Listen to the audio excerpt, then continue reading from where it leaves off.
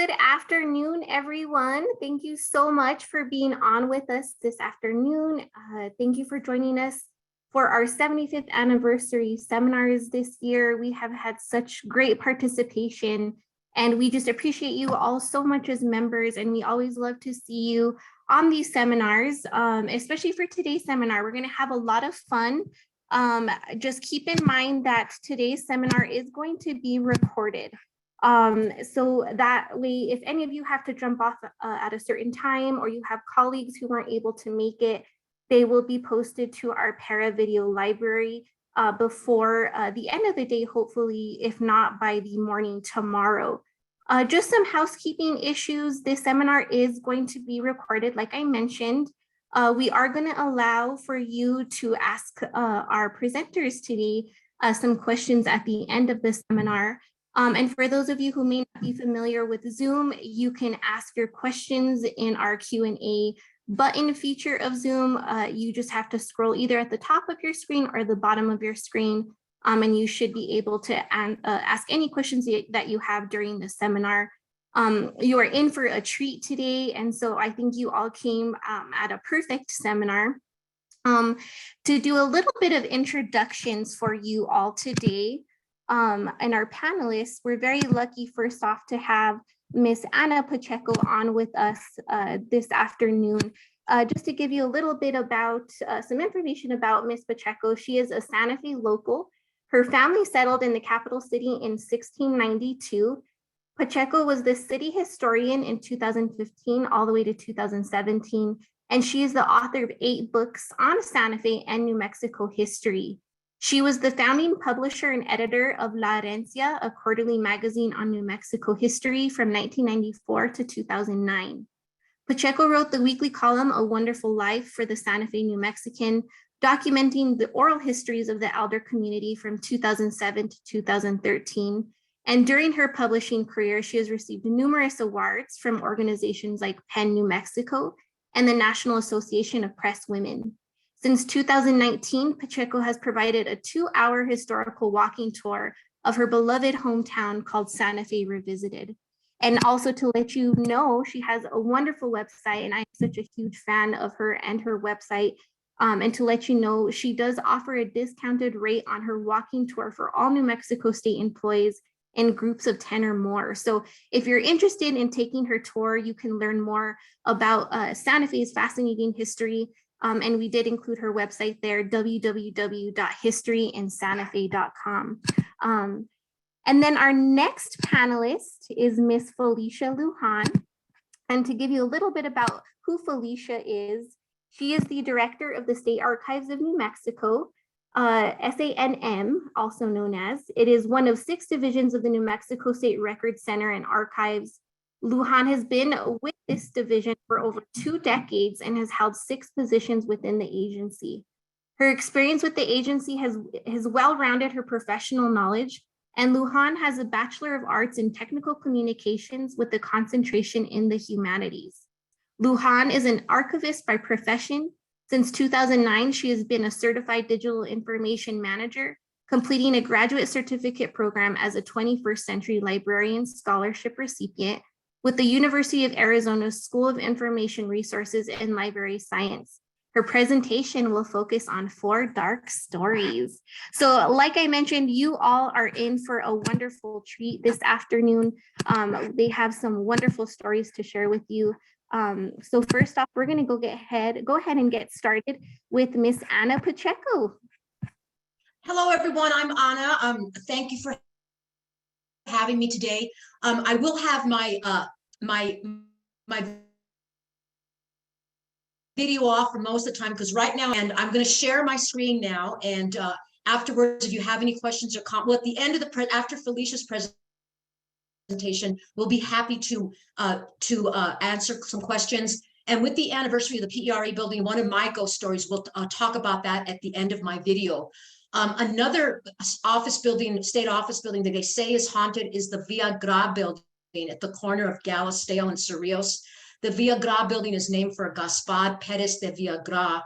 He was a soldier scribe that came with Don Juan de Oñate in 1598.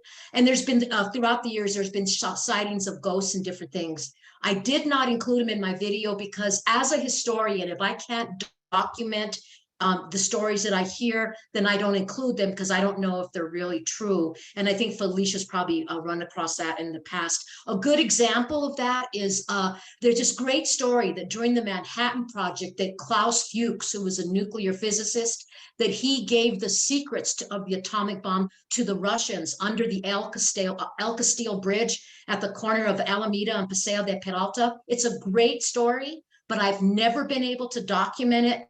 So in my history tour and other things that I do, I never talk about it because again, as a historian, if I can't document it, then I don't know if it's really true. But here comes my video. I'm going to stop my video here. Thank you so much for being with us today.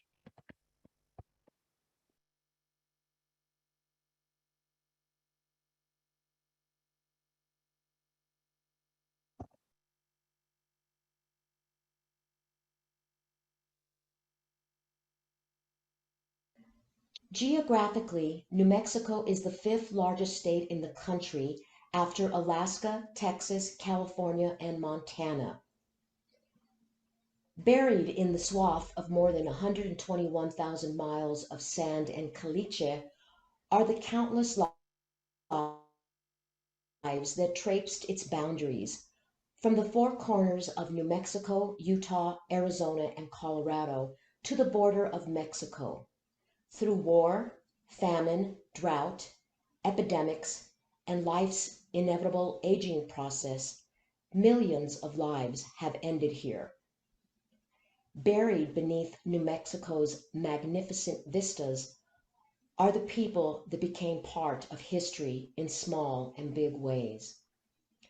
Today, many of the spirited live on through the legends in New Mexico. Ghost stories. The cemetery surrounding the San Miguel Mission in Santa Fe was the first burial ground in the capital city in the early part of the 17th century. Today, several state office buildings have been built over the cemetery. It's no wonder then that from time to time several sightings of ghosts have been reported in that area.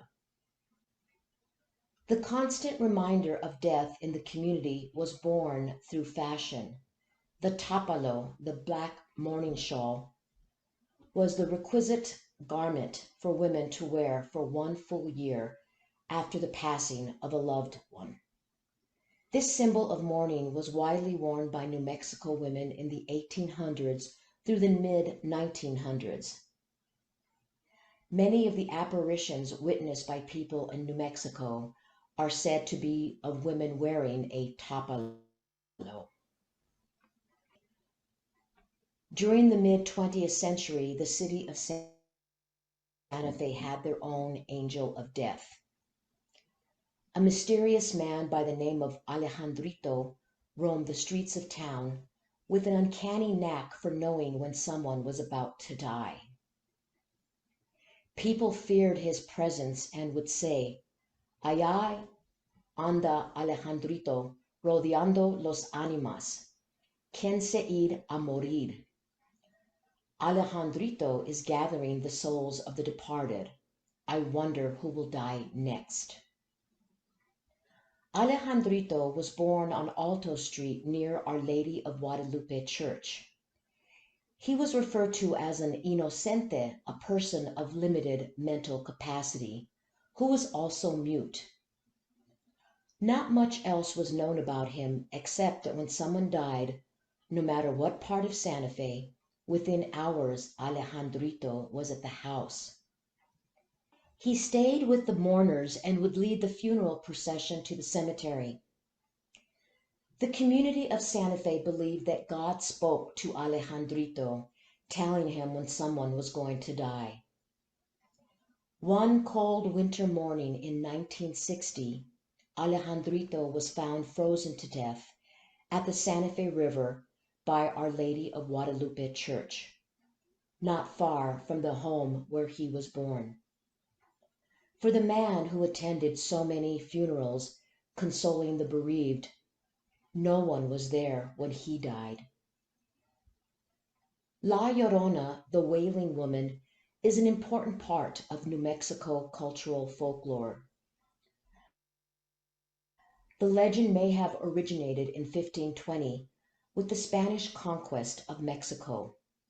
One story claims that La Malinche was the Indian mistress of the conquistador Hernan Cortez. Through the betrayal to her native people, she was banished from society and was destined to eternity to roam the riverbeds and streets of Santa Fe, northern New Mexico, and other parts of the Southwest in search of her lost children, which is metaphoric of her lost culture. The tale of Dancing with a Ghost took part at the turn of the 20th century up in northern New Mexico. Ricardo was a young man who had just returned from active duty in the Army. As he was driving along the single-lane mountain road into town to attend the weekly Saturday night dance, he passed a beautiful woman walking down the side of the road. He stopped and offered her a ride into town, which she gratefully accepted. She said that her name was Crucita Delgado and that she too was on her way to the dance. When the couple arrived, people took notice of their arrival, since no one recognized the beautiful strange woman who was Ricardo. The couple ended up spending the whole night together dancing. As they left the dance, a chill had set in on the high mountain desert evening air. Always the gentleman, Richard draped his military jacket over Crucita's shoulder. The young woman asked to be dropped off at the same location where Ricardo had first seen her earlier that evening. The next day he went back to find her, but all he found was an old abandoned adobe house. Up the hill behind the house he saw a headstone with his coat draped over it. When Ricardo went to investigate, he saw that the tombstone read, Crucita Delgado, que descansen en paz. Rest in peace. Only then did he realize that the night before he was dancing with a ghost. La Larga was the tale that once haunted the town of Taos and its surrounding villages. The story depicts an unusually tall woman, over 9 feet high, carrying a sickle which she used to kill small children and animals. In fact, La Larga was only visible to children and animals. This northern New Mexico folklore was used to get children to behave. Their parents warned that if they got out of line, La Larga would come for them. In 1912, the year New Mexico became a state, 2 sisters, Mary Ellen and Joan Frances, had moved from the East Coast to live in Santa Fe. They bought an old Spanish hacienda in need of repairs. They had heard the stories of the old house being haunted, but they ignored the chatter because the abandoned old house is all they could afford. In the middle of the night during the first week of their stay, the sisters both woke up at different times, convinced that they had heard a man walking in boots in their room. These ghostly disturbances occurred nightly for several weeks. Finally, the sisters decided that they could not live in such a stressful situation. As they were planning to move, Mary Ellen went to the well to draw water, and a gold nugget was found in the bucket. For days, the sisters kept lowering the bucket, fishing out one gold nugget after the other. They came to believe that the spirit of the man who walked through the house at night had provided them with their good fortune. People in town wondered how the 2 sisters had suddenly gotten so wealthy after Mary Ellen and Joan Frances began making expensive improvements to their old hacienda. The sisters let people ask and wonder about their lucky faith. while they were grateful to the ghostly friends and especially to God for their new-found fortune. Long after the sisters had passed away, their ghostly tale of good fortune was talked about far and wide. And every time water was drawn from a well, people hoped the same ghost would bless them with gold nuggets. The ghost of an Apache warrior roams the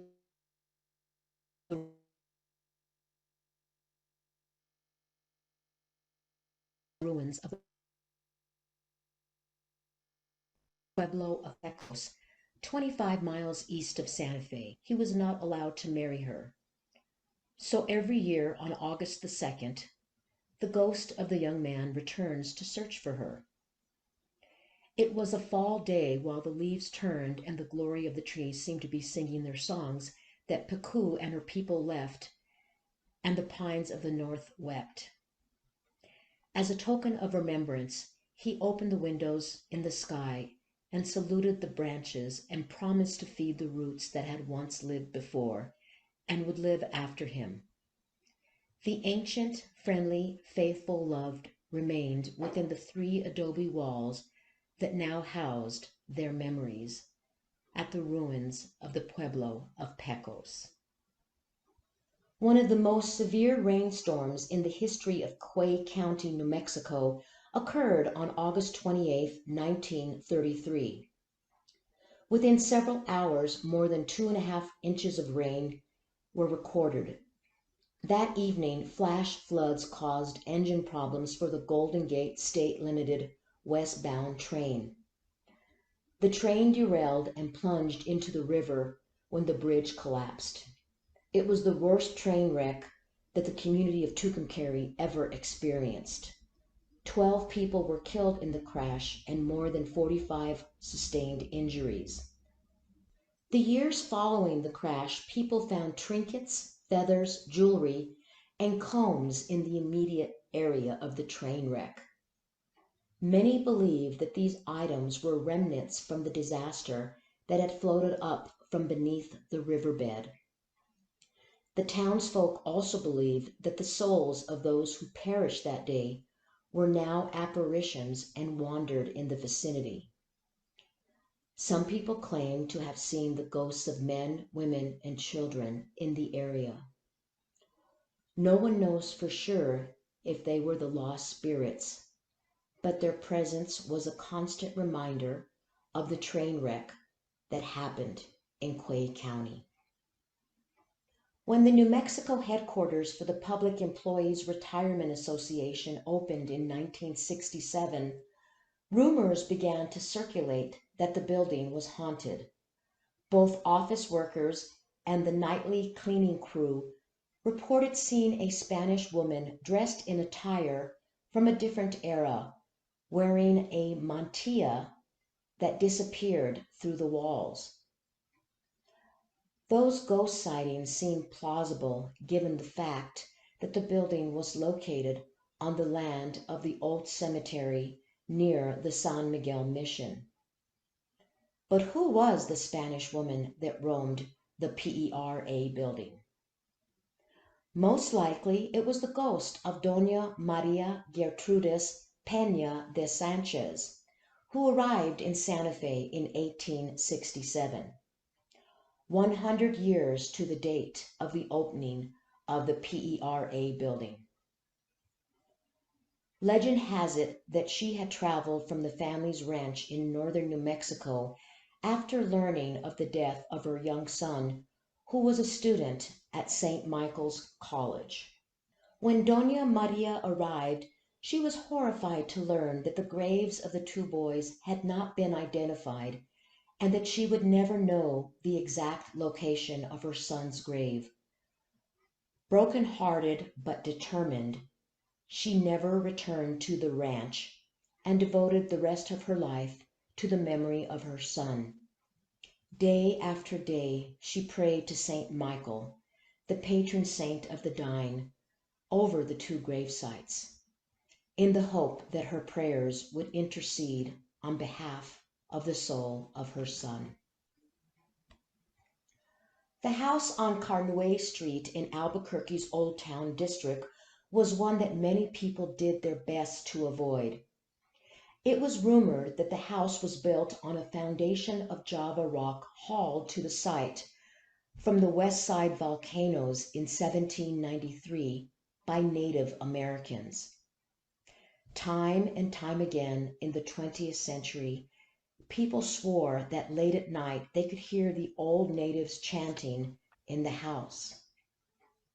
With the passing of time, the old house was demolished, and in its place, an apartment building was built. Some of the residents swear that on several occasions they can still hear the Indian chants from below. Many people believe it's the singing of the Native American souls who brought the Java rock in 1793 to build the infamous house on Carney Street in Albuquerque's Old Town.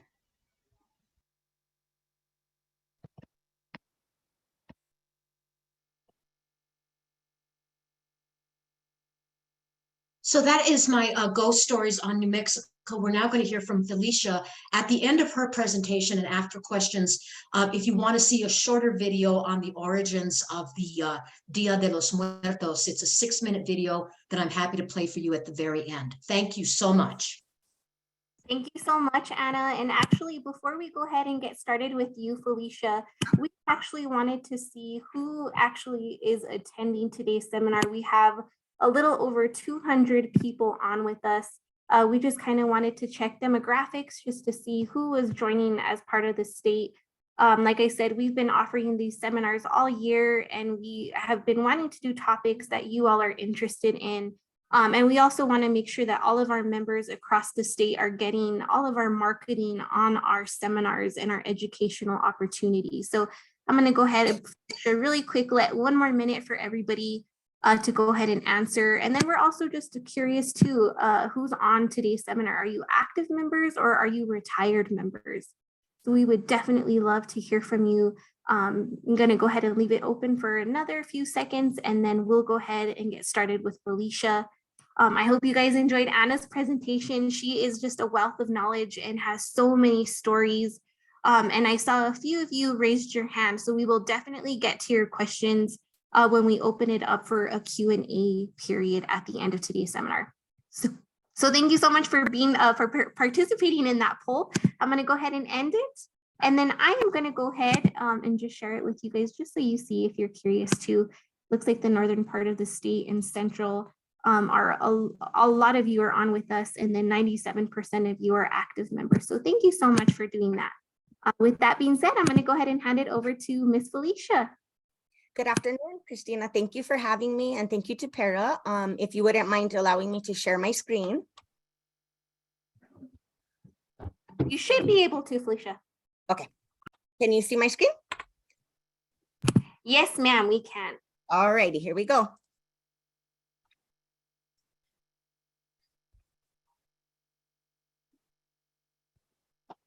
Good afternoon. Today, I would like to thank you for attending this presentation titled Tales of a Dark Archivist. Today, I will be focusing on 4 dark stories, though there are many more throughout New Mexico history.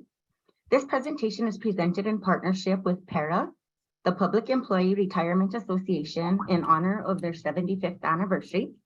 I am also on the PERA 75th anniversary team, and I thank them for inviting me to do so. And PERA started in 1947 via legislation. 75 years later, they have 335 participating public employers, plus over 47,000 active PERA members, in addition to over 42,000 PERA retirees and beneficiaries. I'd like to take this time to thank PERA for allowing me to present this today, and also thank you for all their work as public servants, as the agency works very hard. So what exactly do we do at the State Archives of New Mexico? I love this fantastical drawing of the Archivist by Julie Dillon. It's been one of my favorite fantasy images to feature over the years in my presentation. And as you can see here, the State Archives of New Mexico is a division of the New Mexico State Record Center and Archives. We are also an affiliate of the National Archives and Records Administration. Our division staff preserves a variety of historical records for research. The repository is open for research by appointment only, and to schedule your visit, you can contact archives@state.nm.us. And now, you can prepare to tunnel with me, a dark archivist, into 4 real, possibly terrifying, New Mexico shadows. So how exactly did I become the dark archivist? I'm sure many of you are wondering. Over the years, the shadows did seem to find me, and so I learned more, and I listened. Nina Otero Warren once said, education is continuous. It drives in a direction of a goal, but never reaches it. In 2004, while in the reference room of the State Archives of New Mexico, I picked up a little red book. I've always been interested in shadows, so it felt natural for me to gravitate towards Adobe Angels, The Ghost of Santa Fe and Taos by Antonio R. Garces. This book was copyright in 1995. The beginning of this book had an intriguing quote which I became captured by, and it has embodied my interest as an archivist. The quote was embedded into a sketch of a skeleton in full battle regalia and read, "Death is not a period, but a comma in the story of life." The quote was taken from Amos Traver and is usually associated with death and dying. When I discovered this book, I felt connected to the quote, as I had recently experienced the loss of a loved one in my own family. I felt comfort after reading the quote because I realized I spent 8 hours a day in a place where death is celebrated. It is true that we live on in the collective memory through our achievements and through our families, as well as through our misfortunes and failures. We usually have colorful families, and when a patron comes in looking for a less than flattering piece of their history, it is always an adventure. After all, without the bad, how could we possibly appreciate the good? Dealing with loss in my very own family at that time made me want to appreciate those things about us that do remain immortal. This was a 2014 exhibit that we had for Halloween up in the Pinon room. It was a Halloween party, and we had GSD helped me, Juanita Chavez from GSD helped me decorate the room upstairs, the Pinon room, in addition to her staff. And we had a pretty fun year that year. We had a little room where you could come in. You had to be 18 and older to see some of the scary real life stories from New Mexico. This will be the year I took it a little too far with my cosplay. Before the pandemic hit, I was an avid cosplay enthusiast, maker, creator, just enthusiast, went to Comic-Con. This was actually a historical cosplay. It was the first time I ever used what's called spirit gum to create a skeleton half face. And for this costume, I actually created a cane to walk with, as La Llorona has been seen on the riverbanks of New Mexico searching for her children that she drowned.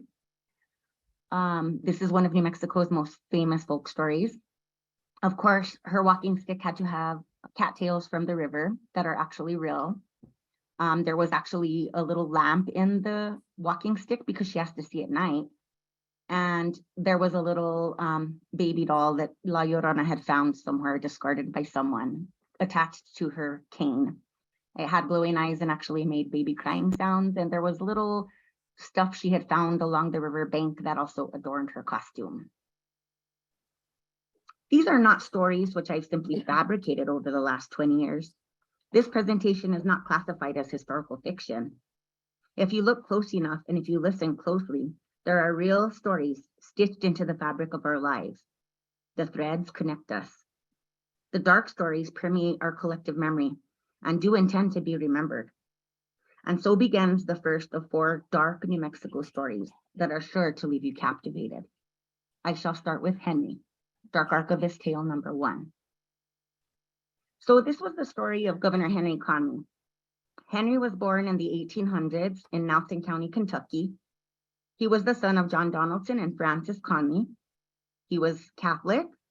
He was reportedly of Irish ancestry. Conley was married twice. He had a medical degree. He was involved in trading in the territory. He served in August of 1846 as an intermediate between General Stephen Watts Kearny and Governor Manuel Armijo during the transfer of New Mexico to the United States. President Abraham Lincoln named Conley governor in September of 1861. Conley was reportedly very ill during a large part of his governorship, and so he left the territory in an attempt to get well. In his absence, Territorial Secretary William Arney served as acting governor. Conley finally retired in July of 1866. He died in August of that year in Santa Fe of an opium overdose, and he was buried in the Rosario Cemetery here in Santa Fe. Well, as you can see here, we have what's called the Waybook Ledger from Santa Fe to El Paso. The ledger captures entries people who traveled on a stagecoach between July 10th, 1858 through July 21st of 1862. This book captures Governor Henry Conley traveling on a stagecoach. It also captures the items that he had with him when he left Santa Fe that day. The shadows have always made sure I was drawn to the history, and the mysterious death of this territorial governor was one of the stories. The governor was said to have died of an accidental opium overdose. I would just like to remind you that he had a medical background. Here you'll see an actual copy from the newspaper of the governor's death notice. It was published in the Santa Fe Weekly Gazette on Saturday, August 18th of 1866. I'll give you a few minutes to read it. It's pretty interesting.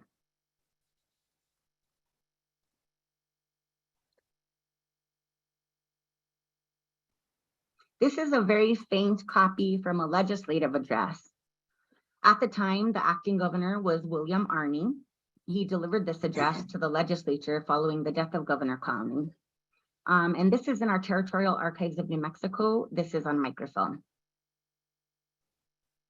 Since I mentioned that opium dens were popular during this time, I thought you'd find it interesting to see an actual artist rendering of an opium den.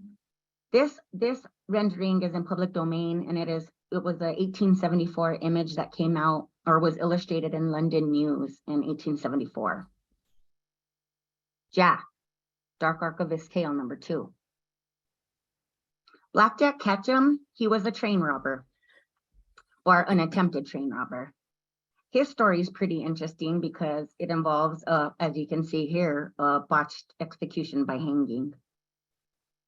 Blackjack Ketchum is escorted up and they begin to tie him into the noose. He's a train robber, attempted train robber.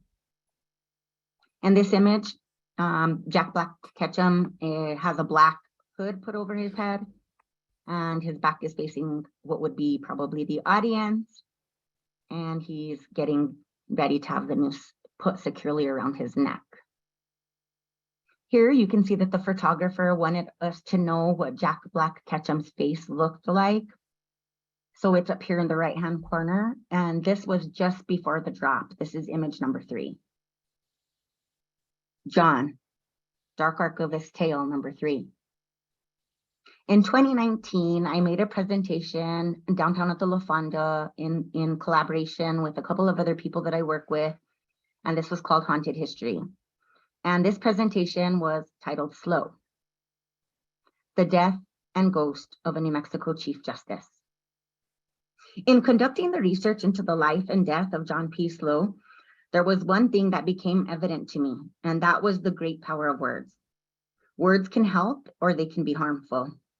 I also grew to admire the man that was noted in Black Rope's Justice by R.E. Poldevart as the Chief Justice whom was given credit for, quote, discovering the capabilities, end quote, of Samuel Ellison, who served as both historian and territorial librarian. I was also saddened to learn from historical accounts that his 9-year-old son may have been with him at the time of his death, quite likely holding his hand. John Potslow was born on February 1st of 1829 and died on December 17th of 1867. He was an American politician, a lawyer, a Union general during the American Civil War, and Chief Justice of New Mexico. John Slow Jr. headed out west from Ohio to Denver and was working as a lawyer. When the Civil War started in 1861, he organized and became the colonel of the 1st Colorado Volunteers with over 1,300 men. The troop moved south and into northern New Mexico, and in a March of 1862, the men under Colonel Slow's command reached the Apache Canyon in Glorietta, prepared to defend against Confederate troops from Texas during the Battle of Glorietta Pass in the Sangre de Cristo Mountains in March of 1862. Slow successfully commanded the Union against the Confederate forces during the Battle of Glorietta Pass. A quote from page 68 of Black Robe Justice says that though Slow had proved to be an able military commander, his men did not trust him. Largely, it seems, because of a certain coolness of demeanor, which was misunderstood by them. One soldier kept a diary which read, quote, "We fell in, gave to the colonel 3 cheers and a tiger. He raised his cap, but he did not speak. How little some men understand human nature. He had been our colonel for 6 months, but never became known to us. And on the eve of an important expedition, after a long absence, could not see that a few words were indispensable to a good understanding." End quote. This quote set the stage for this man, and here you can see how even this soldier believed in the life and power of words. Had Colonel Slow given his soldiers the words they needed, they would likely have been able to have been stored somewhere in the archives and etched somewhere permanently, without a doubt. John Potslow was assassinated. Was it December 15th? Was it the 16th? Was it the 17th? Historical accounts contradict themselves. He was likely killed on December 15th or 16th and was dead by December 17th of 1867. He was laid to rest in Santa Fe, New Mexico. And he was shot dead in the La Fonda Hotel lobby. Historical accounts say that the day Chief Justice Slow was assassinated, there were threats of lynching in the territory. Did this have anything to do with what he owned, or was it possibly his stand with regard to peonage at the time? In February of that year, this killer got off and actually ran for political office again. Civil War veteran, rancher, lawyer, Lincoln County District Attorney. Quote, that the accused William L. Reinerson did attempt and make efforts to shoot the said John P. Slow after he had been mortally wounded and fell upon the floor, that he knows of no other witness or witnesses by whom he can confirm these same facts. This is from the historical record. This is an image of John's grave, John Slow. He was born in Cincinnati, Ohio. Like I said, he was a lawyer, and he died here in Santa Fe County. He was buried in Ohio. Slow was only 38 years old when he was shot to death in the La Fonda lobby with his son holding his hand, likely. The career path of Slow was interesting. He was a lawyer, politician, colonel, Chief Justice of New Mexico. Technically, he was a politician throughout his career. For some strange reason, in 1869, Slow's body was unearthed.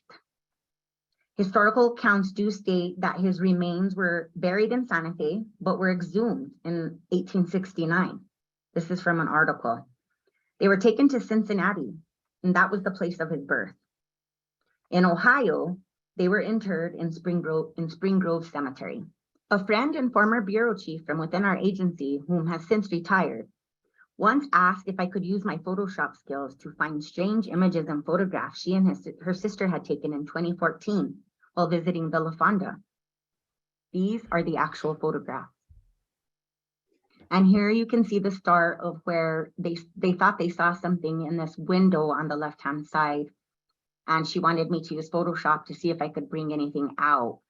On the right-hand side, you can see where I start using Photoshop to pull information out of the image using the histogram or the levels within the image, which is the dark and the light, coincidentally, within the image itself. This was in 2014. But in 2019, I featured the photographs in my presentation at the La Fonda because I found them very interesting. Here on the right-hand side, you can see me still working with the lights and the darks within the image, attempting to bring something out of the window. As I worked more and more with this image, I started to see something in the image myself. At first I didn't, but as I continued to light in and change contrast, within the image, I started to see the half space of a skeleton with a hood on. And here is the image, really blown up.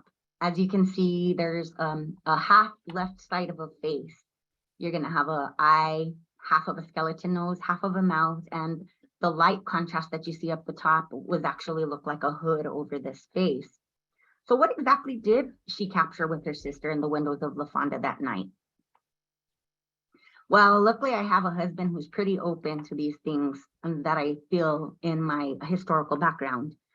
In 2020, a year after the presentation I made at the La Fonda, I was still intrigued by Chief Justice Lowe, and I decided I had to visit the Pecos area, and specifically the Battle of Glorietta Pass area, to conduct my own walkthrough. And I decided to take audio with me on the visit and record. And I recorded through the whole trip, the whole walk. It took about an hour for us to walk the battle site that year. That was in 2020. And towards the end, we stopped at Pigeon's Ranch, which is, if you know anything about that history, is very intricate to that area and this history of that time. And you can see here, this is from Audacity, which is an audio software. I wanted you to actually see what I pulled from there.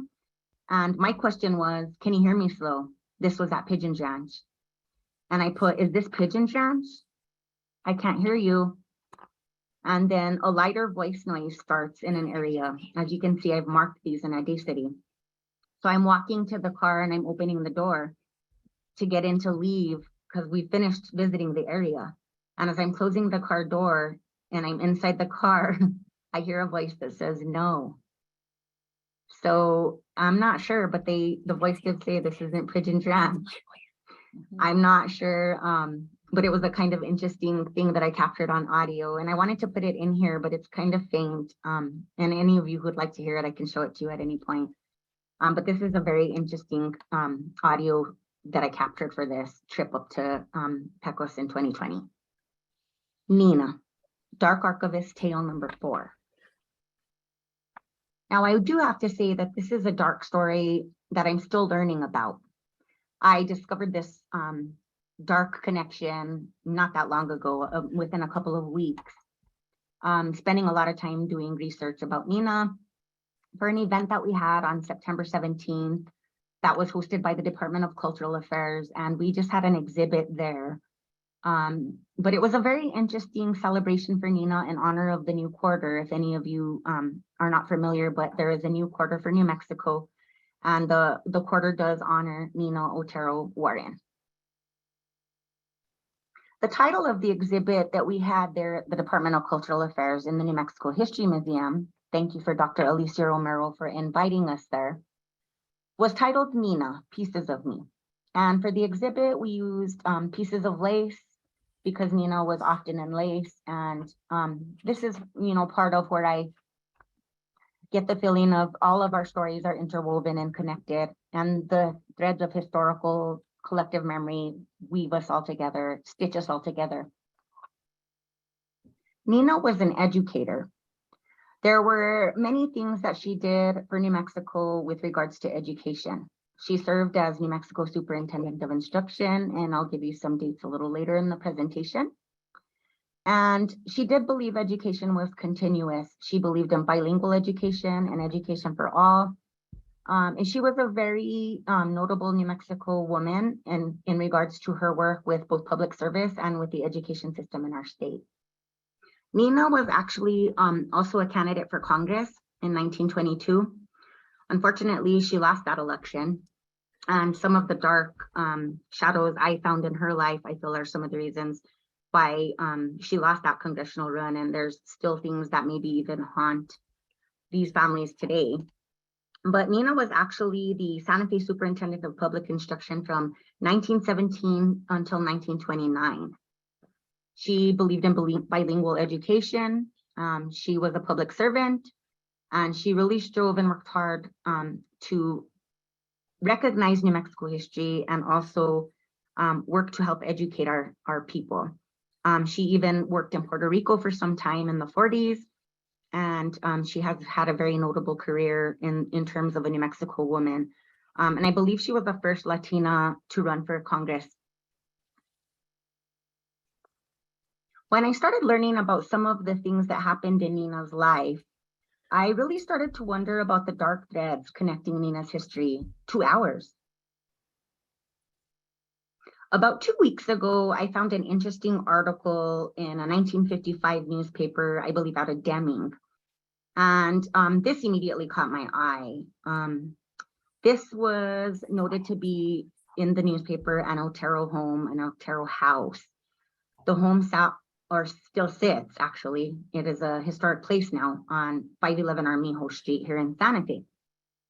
But you can see that the article actually mentions that one family which occupied the house became so frightened by a rattling roof and the drain pipe voices that a priest was induced to sprinkle holy water in the home to scare away the ghost. So what were these dark remnants that I uncovered? What was left unsettled with the Otero family and possibly this house on 511 Armijo Street? Well, there was the murder of Nina's father. In 1883, Manuel B. Otero was murdered in a land grant dispute. I was shocked to learn that. According to information I uncovered about the Professor J.A. Wood house, by 1883, the value of the house had tripled. Nina was almost 2 years old when her biological father was taken from her, and he was murdered. Here you can see in 1884, the Colfax County proceedings for the criminal case against James G. Whitney. They were started for the murder of Nina's father. This is a quote from an article by Elizabeth Salas that was done in 1985. Salas writes, on the 25th of June, 1908, Otero Warren married Lieutenant Rawson Warren, United States Army. According to the biographical news released during her campaign, Otero Warren's husband died shortly after their marriage. The truth was, however, that Rawson Warren had a common law wife in the Philippines, and Otero Warren had found life as an Army officer. Way too confining. She divorced him after 2 years, but insisted until her death in 1965 that she was a widow. Otero Warren's inability to deal with her own marital separation was perhaps reinforced by negative views of divorce held by society.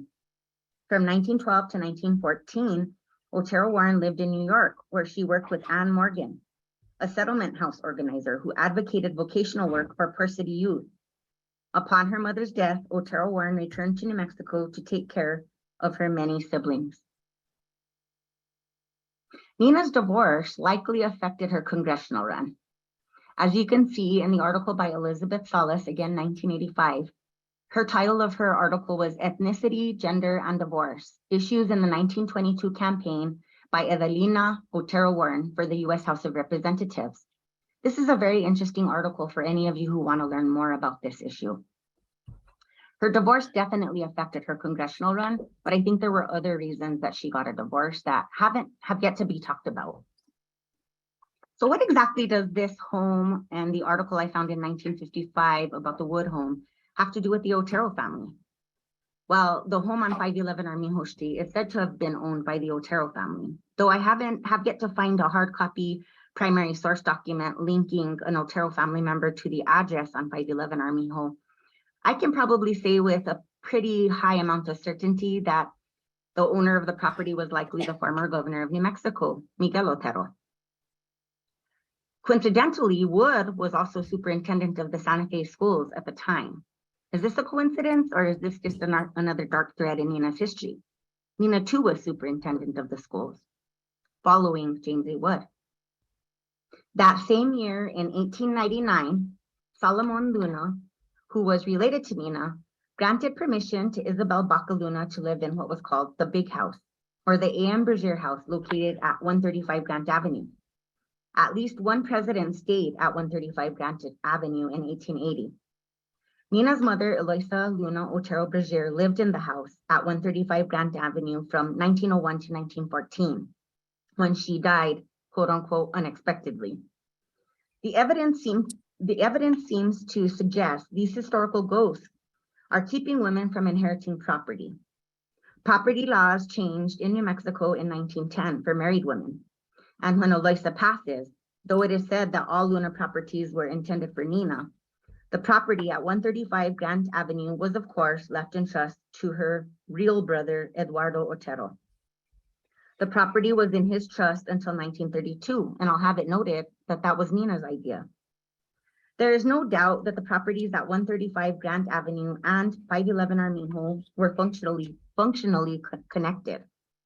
It is also important to note that the Otero home on 511 Armijo served as a historical site for superintendents of the Santa Fe school system. This included Owen Wood's relative, James A. Wood, of course, the professor. By 1931, Owen Wood owns the house on 511 Armijo. He is said to have lived in the home for over 50 years. He was also a captain, which has to give him some level of respect. He said in the over 50 years he lived there that he pretty much believed the house was haunted for his whole adult life. And so here you see the actual article by Ted Rayner. It came out in the Deming Graphic on August 23rd of 1959. It was on page 6. This article will show you that there might have been some kids messing around in this house, but it's still interesting. And I'm going to read it. The haunted house in Santa Fe, a century-old house on East Palace Avenue in Santa Fe, diagonally across from Size Arroyo from 511 North Armijo Street, once had a solid reputation for being haunted. This story was told by Captain Owen Wood, whose home has been 511 North Armijo for 56 years.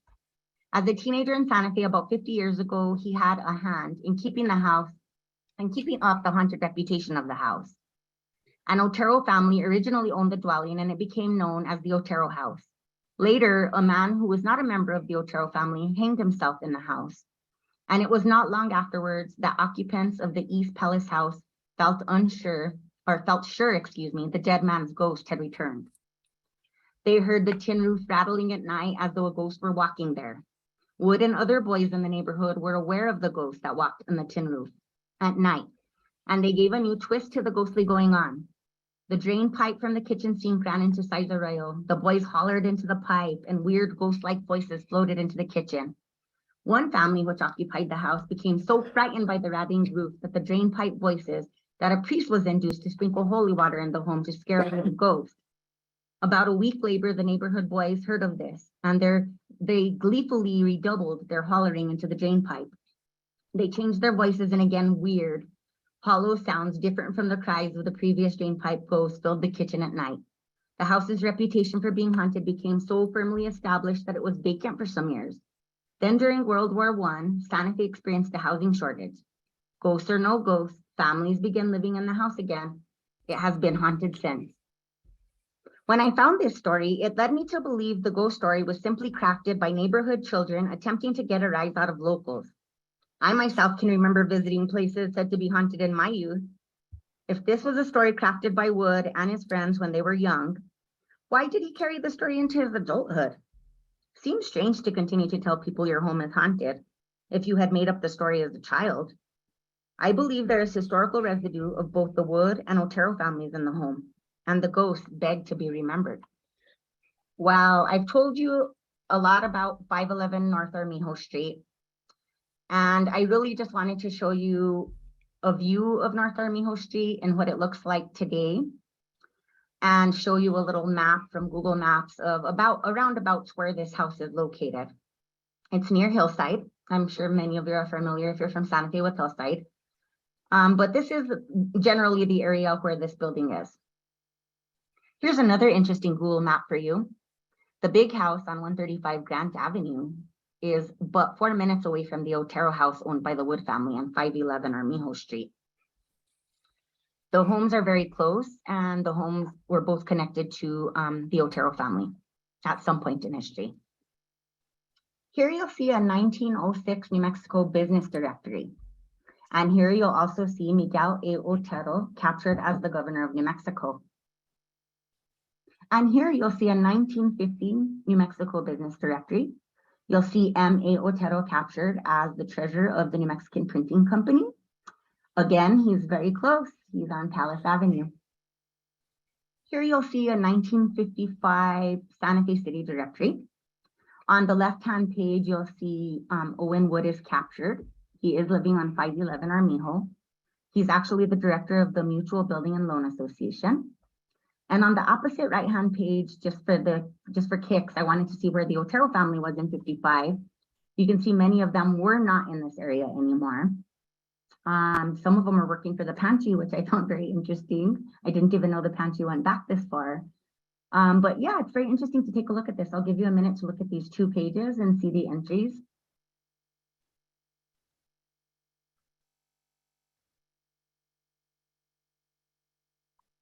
Here's another view of a page entry from the 1955 Santa Fe City directory. These will show you the addresses on Armijo Street. You see 511 up there with Owen Wood being at the top. The 36127 would have been their phone number. And basically you see here a listing of the people that lived on Armijo. There were some Vacas there in the area still, but definitely there was no Oteros there. Well, I found it interesting to learn because I did not know about the Professor J.A. Wood House. Indeed, it is a historic building.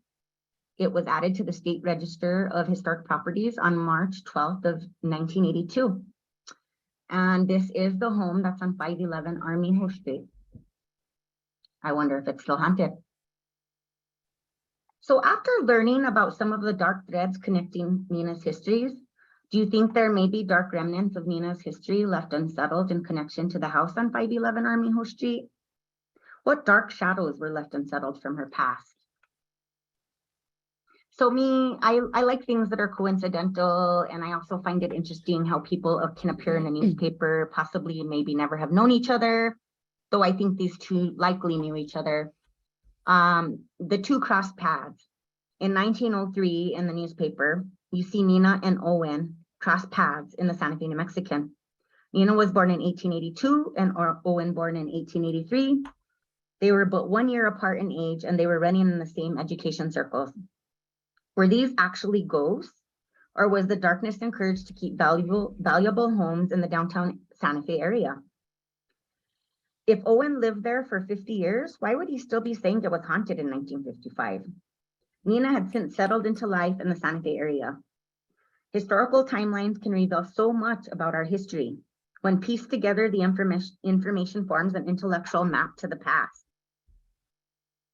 Nina would have been 21 and Owen would have been 20 at this time.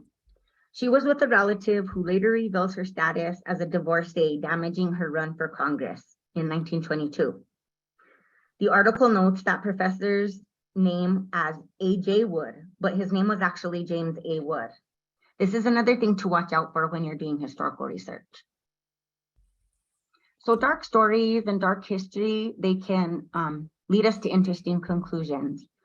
I do believe in ghosts and, spiritual residue of things that can really haunt us in terrifying, creepy ways. But I also believe in, remnants of our history of being trapped because maybe things didn't go as we planned.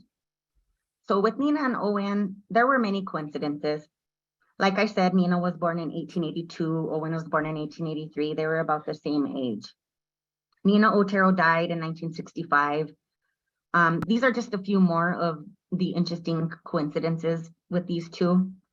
So Nina Otero died in 1965, and that was the year Owen Wood retired from the Mutual Loan Association and in a career with the U.S. Public Survey Office. Both Nina and Owen worked for federal government during their life. Both the Wood and Otero families were connected to education. According to the Wood Gormley School website, Professor James A. Wood was superintendent of the public schools from 1899 to 1912. So Nina's service with the schools followed that of Dr. Wood. The year he became superintendent, he purchased the house on 511 Armijo Street. The same year, in 1899, Solomon Luna brings his mother to occupy a home in Santa Fe at 135 Grant Avenue. This is now known as the Brazier House. This was Nina's stepfather, and the house was a former officer's quarters. In 1900, Professor Wood planned the commencement exercises for the Santa Fe school system. The ceremony was held at the courthouse. This was the historic Coronado Building on 141 East Palace Avenue. Again, this is connected to Palace Avenue. Consuelo Bergier, Nina's half-sister, was there at the 1900 commencement exercises planned by Professor James A. Wood. Nina's half-sister attended. Nina was superintendent of public instruction from 1917 to 1929.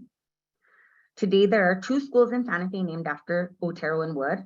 These are Wood Gormley on the north side and the Nina Otero Community School on the south side. I don't know if there's a coincidence there. Both the Wood and Otero families spent a good deal of time in Las Vegas, New Mexico. Both the Wood and Otero families were connected to government and to the Fort Marcy Military Reservation.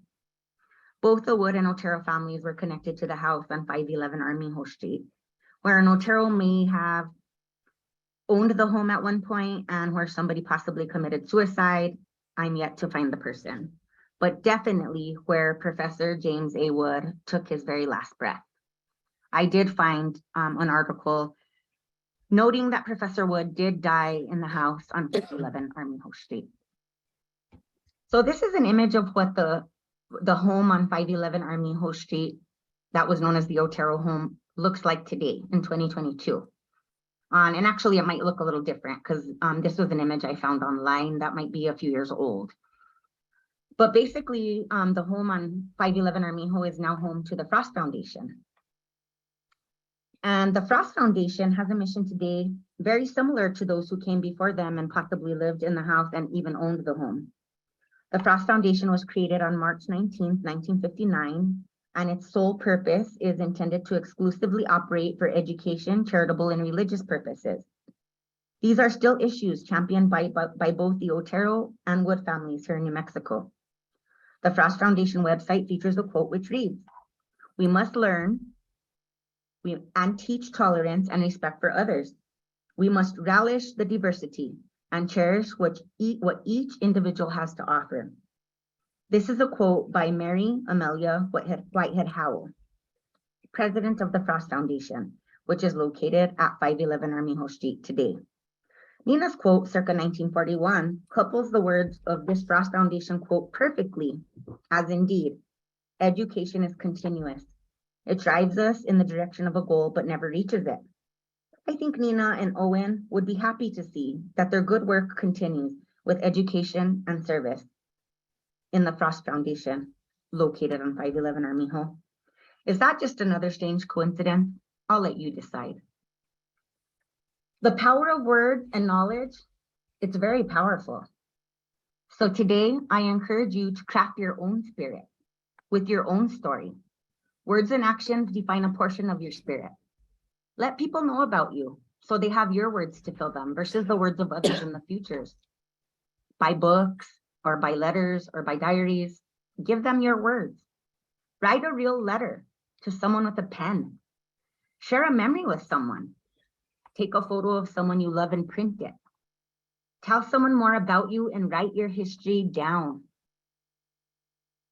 Henry, Jack, John, Nina, their history is our history. So take the time to learn more. Thank you for listening and learning more about some of the historical shadows forever lurking in New Mexico. Today, I brought you 4 dark stories from your history. Sometimes the complexities of our ghosts manifest in our words, in our thoughts, in our actions, or in our inactions. The threads of history connect us in ways that we can never fully understand unless we really take the time to listen. Thank you for joining me today.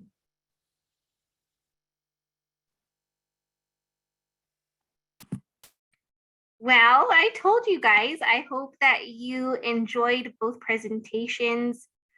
This was the first I had seen of both, so I'm so ready for Halloween and for getting all of my spooky stories out for my little ones and hearing more. And with that being said, we already started receiving questions for both presenters today.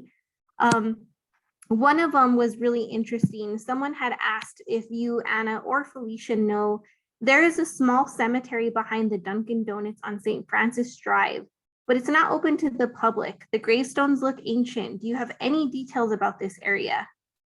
I do. My grandparents are buried there on my paternal side.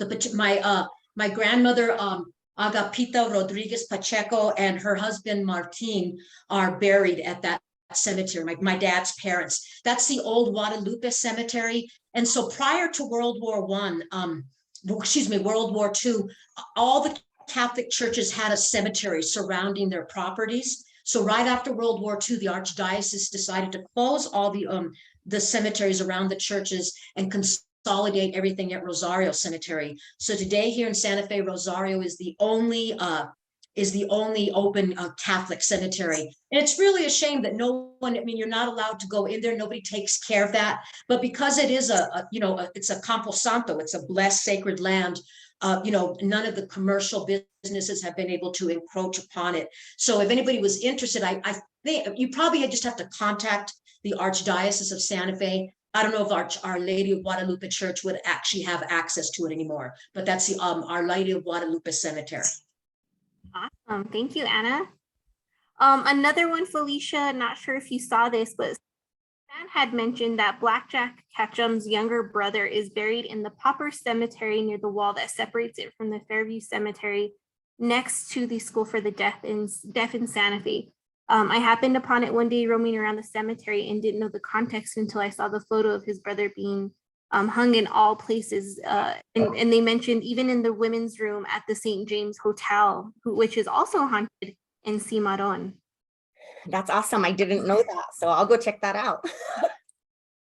Maybe I'll Yeah, definitely. And for both of you, another question popped up. Do any of you have any stories about the hauntings, which I'm even curious about, at the old Santa Fe Penitentiary? Well, I honestly have never heard that it's haunted, though I do know it's a very dark history and there's some really gruesome events that have obviously taken place there. I have never heard that the penitentiary is haunted, though my friends last night did tell me they have heard that. I myself have not heard that the penitentiary is haunted. I don't know about Anna. Well, so the cemetery that's down like on Highway 14, that's what you're talking about? Because I don't, if that's when they're making reference to? They said the penitentiary. Yeah, but that's what the penitentiary, yeah. So, but the penitentiary, I don't know if you all remember this, but there was a penitentiary at the corner of Coronado and is it Coronado and Penn Street? That was the first cemetery here. I don't know if any of you knew that. This was back before. They're talking about when they that cemetery. So I don't know if that. I mean, it wasn't there. It hasn't been there in my lifetime. It's been torn down. So I don't know if maybe there is I think that's a government building there now. Maybe that's haunted. But the cemetery itself hasn't existed for more than 100 years. So I don't know. I do know that sometimes they offer haunted tours within the old penitentiary. And Mandy, who's on right now, just said that she works at the pen and she is saying it is haunted. It's definitely. Give us a tour. Another person asked, do either of you know any stories about the Supreme Court building? It is rumored that Tia Lala roams the halls. I haven't heard that. And I don't know who is Tia Lala. I don't know that one. Yeah, me either. Okay. I would like to learn more though.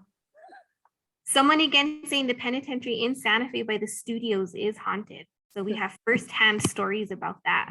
Well, plenty of people have died there, especially during the riots. People were decapitated. So there might be some headless ghosts out there. Mm-hmm. Another question. Have you ever heard if Holloman Air Force Base is haunted? I have not heard that myself. No. Some new hauntings. Another question. Is it true that the Drury Hotel here in Santa Fe used to be a tuberculosis sanatorium? Never. It was the Drury Inn was St. Vincent Hospital. It was built in 1865. Archbishop Jean-Baptiste Lamy brought the Sisters of Charity from Cincinnati to build St. Vincent Hospital and Orphanage. So when I was growing up here, it was always a hospital till the 1970s. The sanatorium was Sunmount Sanatorium up on the very end of Camino de Montesol, next to the old Santa Fe Trail where the Carmelite Monastery is today, and the holy, the Immaculate Seminary something. So, but where the Carmelites are today, that was a sanatorium. It was Sunmount. But St. Vincent Hospital is where the Drury Hotel is today. And for sure, when guests are staying there, when I have people on my tours, I say, well, if you hear anything kind of weird or spooky, can you imagine how many people died there? So for sure, that's got to be haunted. Yeah, and there was actually in the news not too long ago, there was an investigative story on it, and where they shared audio. So I even encourage you guys to get online, as you can hear the audio that some visitors had captured. And yeah, it's pretty interesting. Another question. Right across the street, though, just before I forget, right across the street, La Posada, they definitely say that's haunted, that the ghost of Julia Staub does roam it. And there's a certain room upstairs that I forget the room number, that when you go in the room, the temperature drops like about 30 or 40 degrees. So that for sure they say is haunted, right across from St. Vincent Hospital. And of course, at La Fonda, they also see Slow's ghost there. So I worked closely with an author who recently published a book, who came to visit me right after the La Fonda presentation. He presented at DCA. His name is Richard Miller. He came here for a tour and he visited with me, and he and his wife experienced light issues when they were actually in the Slow room at the La Fonda, his actual room. And actually we have La Fonda people on here right now. So well, and it's interesting that you both talk about it. So going back, Anna, once you were talking about Julia Staub, a question came in, what can you tell us about her at La Posada? And then someone put just now, I worked as concierge at La Posada. Yes, she communicates, room 100 and 101. There's the room number. And you know, her family, there is a Staub family plot at Fairview. So you can go visit the graves there of her and her family at the Fairview Cemetery on Cerrillos at Cordova.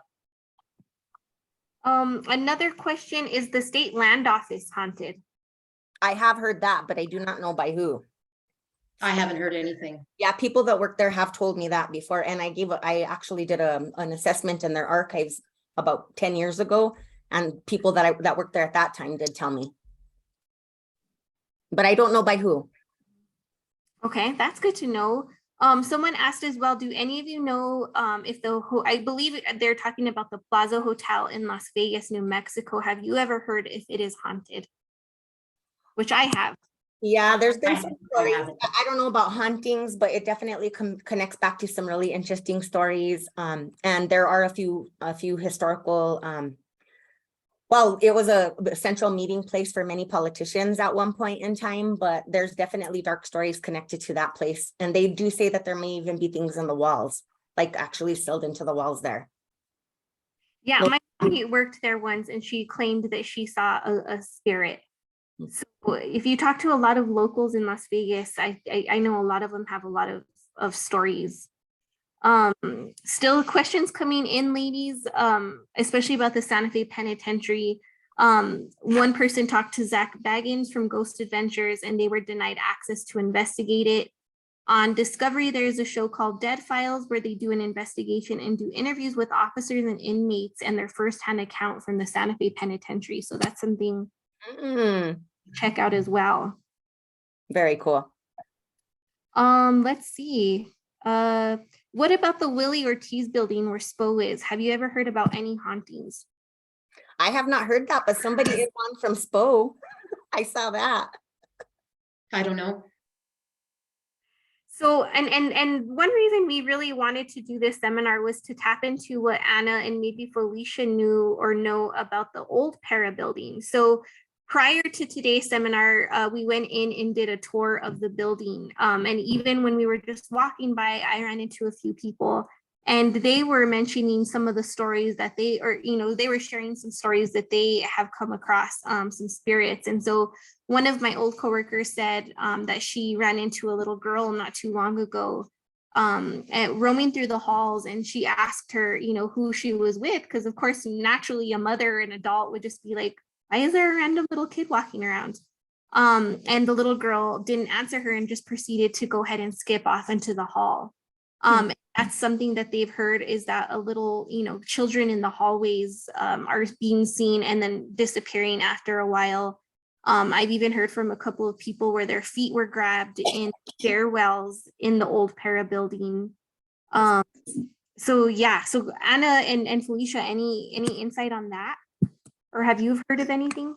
Well, that would be plausible because again, what I said in that, the San Miguel Cemetery, that whole area where the PRA building sits and all those parking spaces, that whole thing was the cemetery. And I'm pretty sure they didn't disinter the bones and put them in another cemetery. I think they just asphalted over. I think they just built a parking lot. So it's kind of like Poltergeist. Remember that movie for the 1990s? People came out because they were just, paving over cemeteries. So it would be, it's plausible to me that like little kids, I mean, the story I told you, that's a really good story about this woman, her kid went to St. Michael's. That's a great, I mean, that's probably true because the Christian Brothers knew the story, but the other little kids and people, it all makes sense because that was a cemetery, all that land. I think. What about you, Felicia? Well, I told Christina that what I feel about this, the Para area right now, I haven't really been talking about it too much, just out of respect for Indigenous peoples right now, as there's currently bones being found there.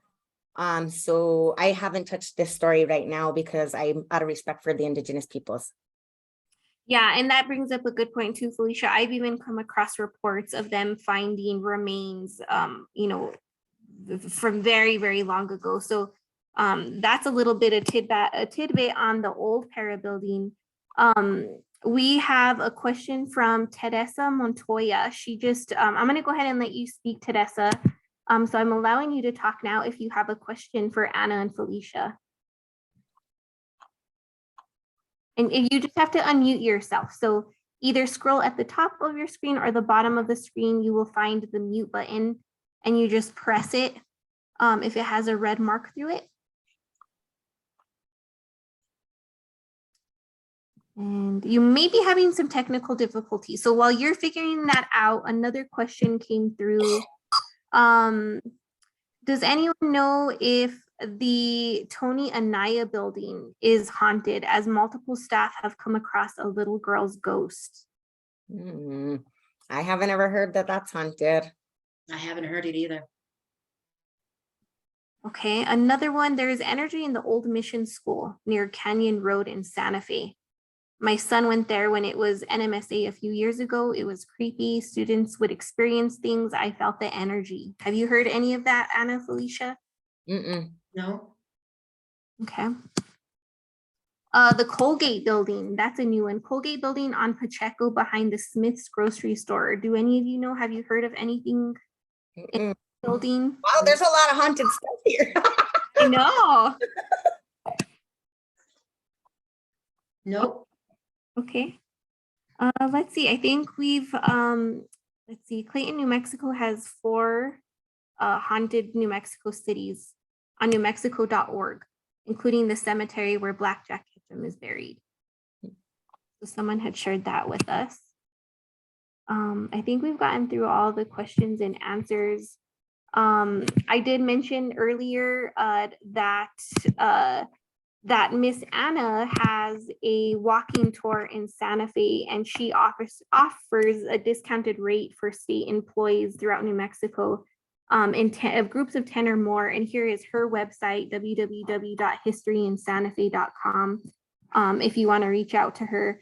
I'm just going to kind of go through the rest of the slide set, and then we can still open it up for questions because a couple of people have raised their hand.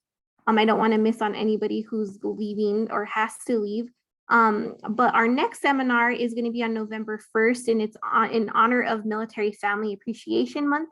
So we're going to be highlighting active and veteran para members throughout the month of November. And we're also going to provide an overview of military service credit for those of you who are interested. We always get questions about that, so we hope you can join us.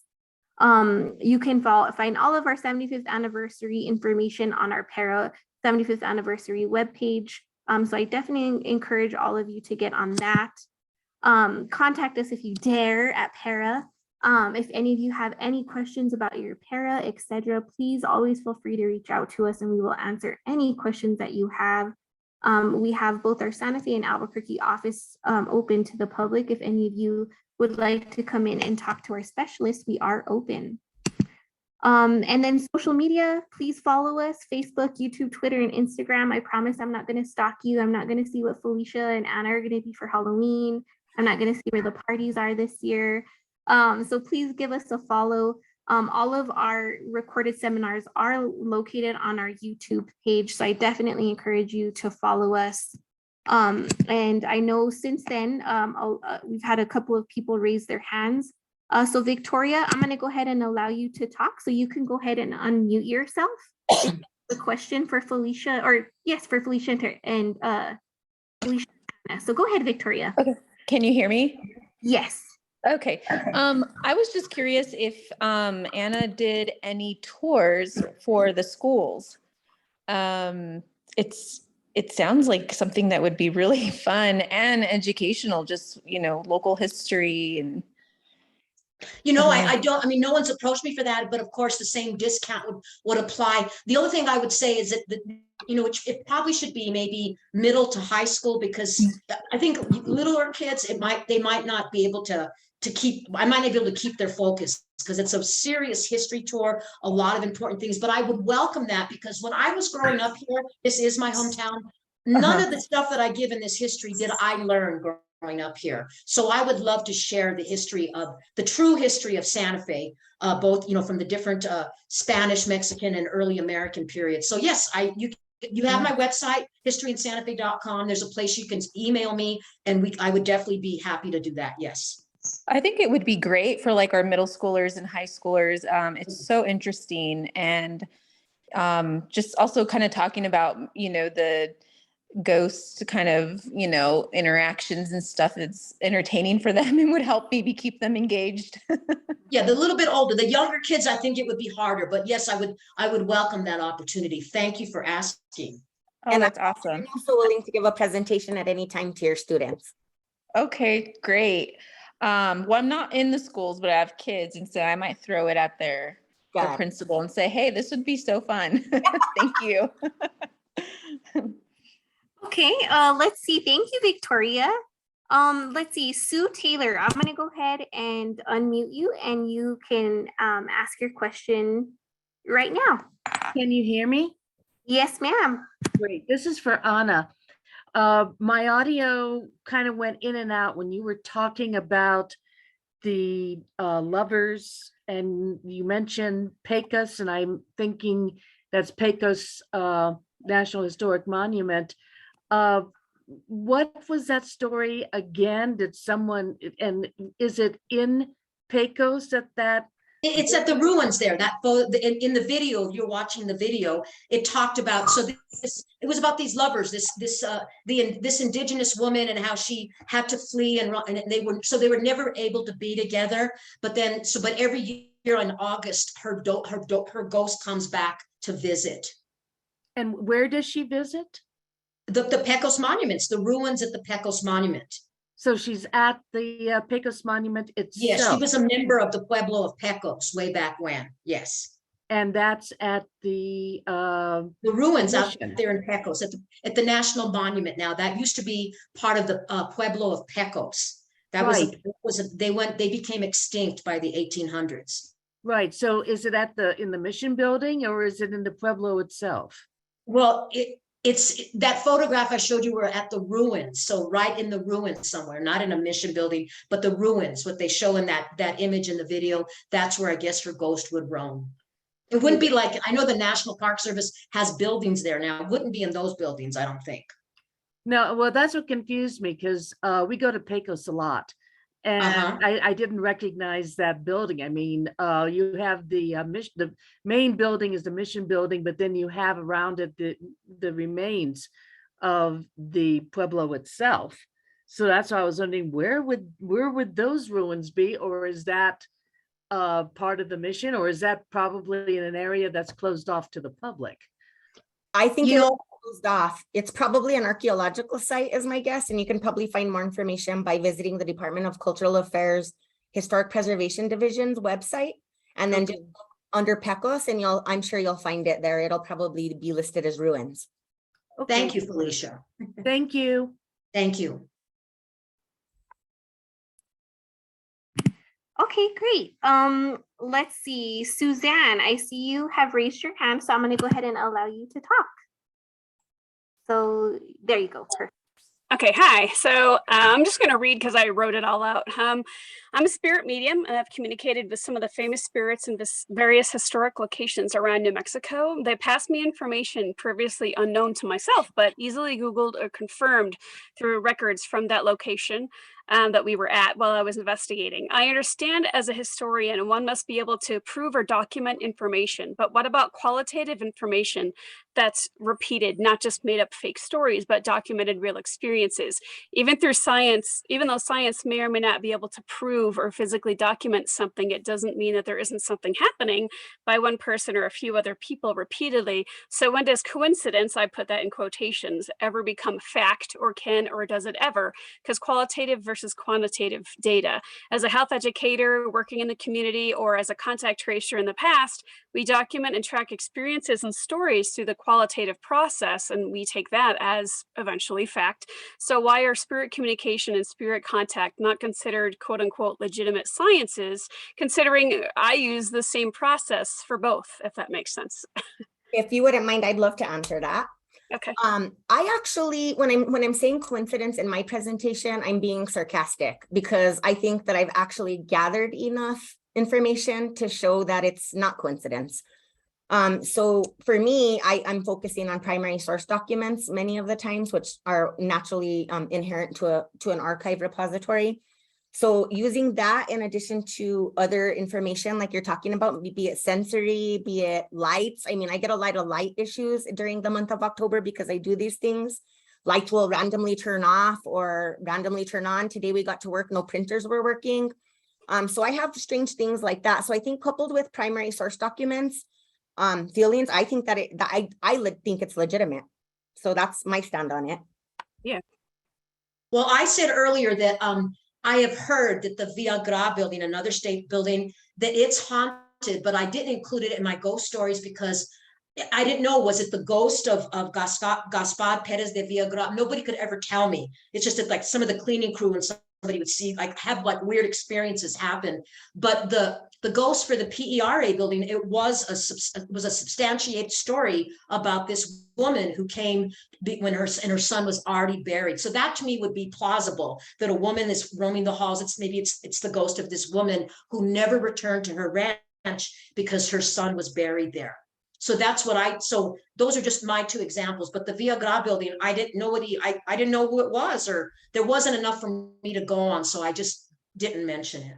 And as a spirit medium, we often get connections where I was the one that had been to the Blackjack Ketchum's brother's grave. I've communicated with actually Jesse James, as well as Mary Lambert and TJ at the St. James Hotel here in Santa Fe. I worked at Meow Wolf for a time, and we just had experiences happen, and I've communicated with someone in there. There's a bunch of different places that people, and I also know Julia at La Posada. I've communicated with her multiple times, and some people think it's multiple spirits or multiple things, when in fact it's actually just one trying to get maybe a message through, or it's just the residual energy of somewhere that has been so populated for such a long time, such as the plaza itself is very active in just general energy, because it was the center of where things have been going on for hundreds of years, versus an actual place such as La Posada or even La Fonda, which might have one or two individual places or people that kind of lingered there because it was their home, or they had a tragic event die there. And I've been to that cemetery by Dunkin' Donuts as well. I actually snuck in there once, but there's a lot of orphan graves and a lot of they look like possibly from the flu epidemic, a lot of children and things, and as well as the one that's at Fairview. So it's interesting when people kind of, as a spirit medium, I have kind of I hate to say inside, tie to these things, but I do for some things where it clears up for information that people might be a little bit more, they might think there's more spirits when there's actually just one. It's just very active.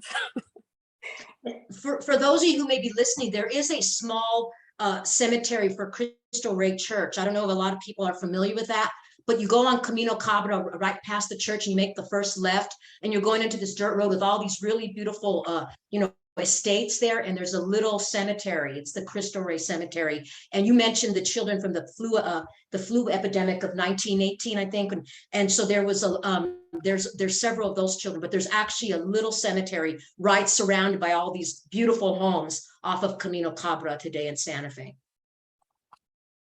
And that's in my book. My last book that I wrote was in 2019. It's called New Mexico Death Ritual. So I get into all these things about death and cemeteries in that particular book.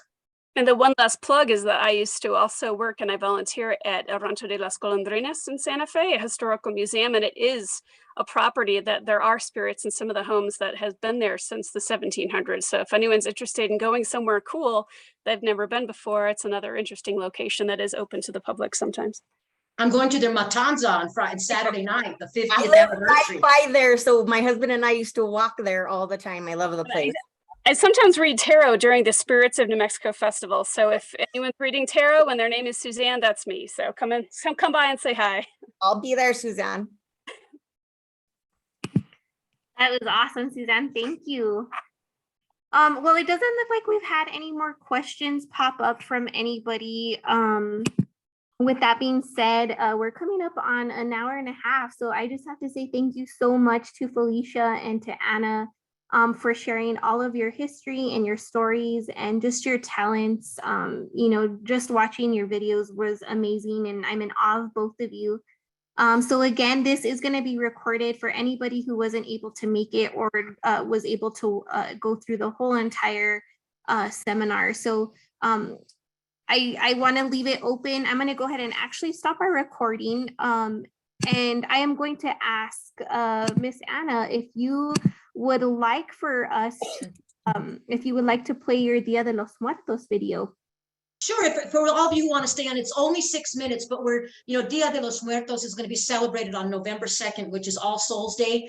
And it's become like a really big deal now in New Mexico, but growing up here, Dia de los Muertos was not really part of what was the culture here. So I just want to give you the historical background. So I'm going to stop my video and I'll just share that video. It's only 6 minutes and I'm not offended if you all have to get off, okay? And one last thing, I have to say this, I know this is terrible, but today is my birthday. It is my devil. Thank you. It is my devil birthday. I turned 66 on October the 6th, 666. So that's because we're talking about spooky things. So anyway, I'm going to stop my video. I'm going to share my screen and thank you all for being here. And again, it's only it's only 6 minutes. Thanks so much. So let me stop my video. Okay. And we'll stay on after Anna's video. I don't know if Anna and Felicia have to get off, but we'll stay on a couple more minutes after. I'll be on if anybody has any questions. Let me see if I can do this again. Okay.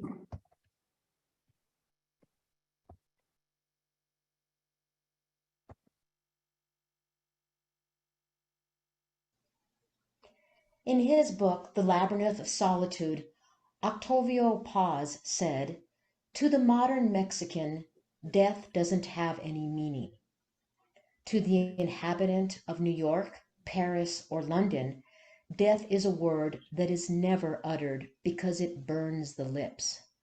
The Mexican, on the other hand, frequents it, mocks it, caresses it, sleeps with it, celebrates it. It is one of his favorite toys and most permanent lover."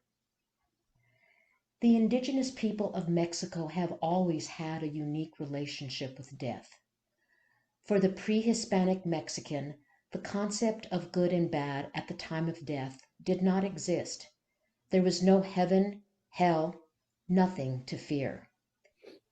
There was no thought of final judgment and no thought of reincarnation. When the Spanish conquistadors arrived during the 16th century, the concept of death evolved into an ordeal of dreaded proportions. European Catholicism introduced heaven, hell, and purgatory. By the 1800s, a tide of nationalism swept through Mexico, and the underpinning of European domination began to wane.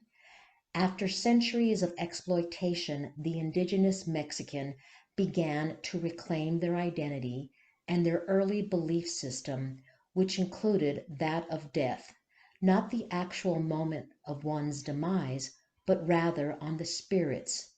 Death was not to be feared. Paintings of death as a jovial skeleton began to appear. Skeleton puppets, toys, and skulls made from sugar became popular at street markets. A symbiotic relationship had begun with November 2nd, All Souls Day on the Catholic calendar, and Dia de los Muertos for the indigenous. All of Mexico began to celebrate the return of that day, of the souls of loved ones. The spirits of family members came back to their burial place and to the homes where they once lived to be with their loved ones. There were no tears or prayers, for they had already shared those emotions at the actual funeral. This was a joyous event for the families and the eternal spirits of their loved ones. The calavera has become synonymous with Mexico's Day of the Dead tradition. The English translation of calavera means skull, but in Mexico, this term has come to embrace the entire skeleton as a representation of the dead. No one popularized the calavera in Mexico as much as Jose Guadalupe Posada. Although he did not invent the art form of the calavera, his skeleton illustrations were likened to the ancient motifs found in the prehistoric art of Mexico's indigenous people. He used the caricatures of cheerful skeletons imitating life while simultaneously providing a commentary on its absurdities. Posada's art breathed life into death.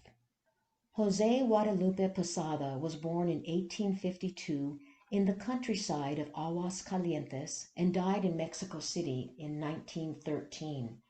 During his lifetime, he created more than 15,000 illustrations that were reproduced during the heyday of the penny press in Mexico, whose mission was to enlighten, engage, and enrage.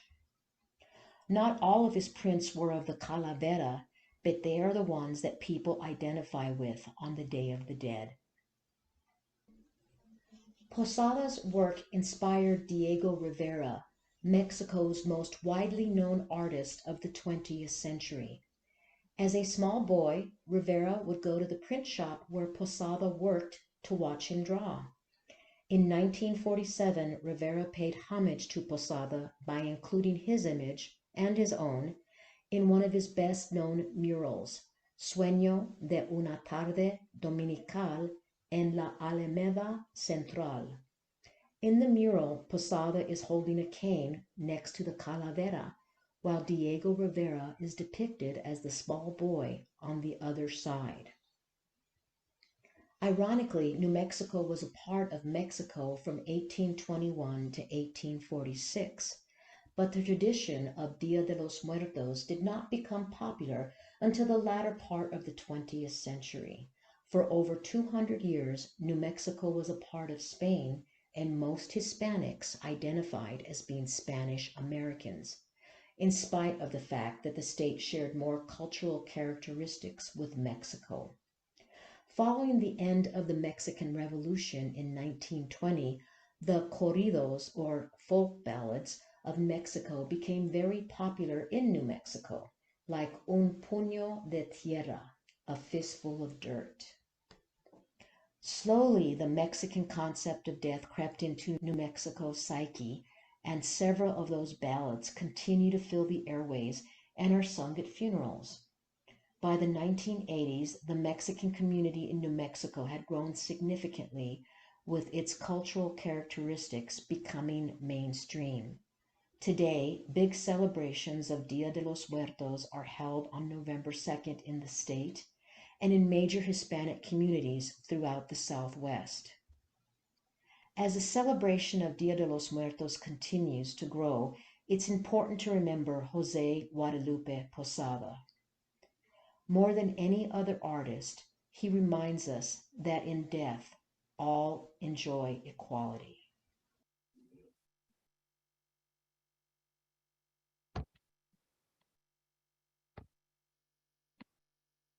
So that was my little video on Dia de los Muertos to kind of give people some background on it. And any questions or comments at all? Very interesting. Yeah, I love that. Anna, thank you. Let's see if anybody has any questions. All you got to do is raise your hand and I will unmute you. If you're not familiar with Zoom, you just scroll at the top of your screen or the bottom of your screen and you have an option to raise your hand. I should mention that at my mother's funeral in 1992, she requested Puño de Tierra to be played at her funeral. So it's like a big deal. Yeah, I didn't mean to interrupt you, but before I forgot. Yeah. That's one of my favorite songs, Anna. So yeah. I was happy to hear that. Someone had shared a story. I decided to be married on Day of the Dead, 11/2/19, because I lost both parents at a young age and I needed them for my wedding day. I had the ofrenda with my family and asked all my guests to bring pictures of their loved ones. I had 15 dozen marigolds. I think the question may have gone away, but thank you for sharing that special memory with us. Felicia may have answered that one. But you're getting a lot of happy birthdays, Anna, from everybody. So everyone is sharing a lot of love with you. Let's see, someone did raise their hand. Darren, I'm going to allow you to talk and you just have to unmute yourself. And I think you did. So go ahead, Darren.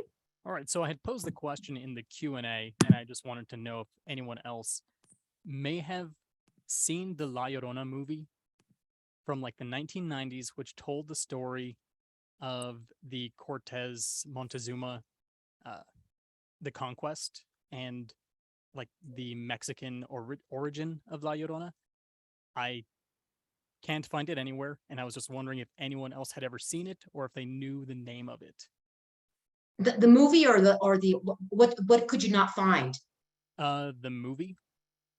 No, I think I saw a La Llorona movie, and there was a big opening at the Lensic Theater in the 1990s. Is that the same one? It could be. Right. But since then, there's been other movies that have come out. But I know on Netflix or you can, if you Google it, you can see that. You know. In terms of you can find La. I'm not sure which one you find. School. They showed it in school. Like for New Mexico history, and so it's just been an elusive movie. Why don't you send me an email and I'll see what I can find? That was Felicia. All right. Sorry, this is Felicia. And I'll go ahead and share Felicia's email in the chat. So Darren, you'll be seeing it pop up now. All right, thank you. You're welcome. Well, I'm going to go ahead and stop recording. If anybody has any questions, feel free to reach out to Para. If you want to get in contact with Anna or Felicia, please feel free to reach out to us and we will definitely share that information with you. We thank you so much for taking time out of your day to get in the spirit of spooky stories here in New Mexico. We definitely appreciate you taking time out of your day. And with that being said, we hope that you all take care and have a wonderful Halloween. Thank you. Thank you all.